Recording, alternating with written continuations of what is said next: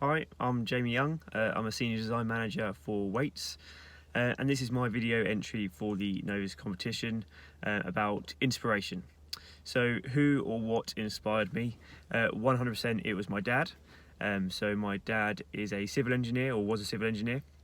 He's now retired, but when he was 25 he built and designed and built his own house. And I think when I was younger and he was showing me the plans and how he designed it and how he used to use a razor blade to cut and make mistakes or remove mistakes, etc. I think that's the first inclination that I really wanted to do something where there was a tangible benefit, where there was you can draw something and see it be made.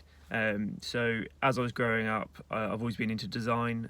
My sister's a graphic designer. My dad used to design bridges, and I think moving forward from there, I always liked design, I always liked art, I always liked that sort of thing.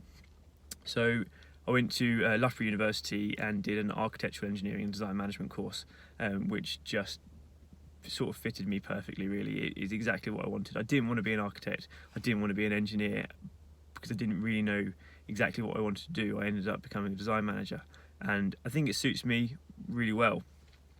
But all that inspiration and everything that I did came from wanting to be like my dad. I wanted to be wanted to be important. I wanted to be involved in a team. I wanted to understand how I can impact or change something and have a positive influence on someone or somebody or an organisation.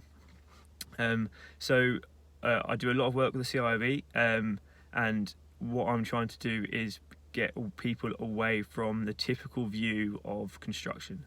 It is not just big males who can lift heavy things, who get dirty hands, etc. It's such an amazing industry because it does so much more than that. You can be a graphic designer in the construction industry, you can be a photographer in the construction industry, you can build things, you can design things, you can do absolutely anything in the construction industry. And I want people to realise that.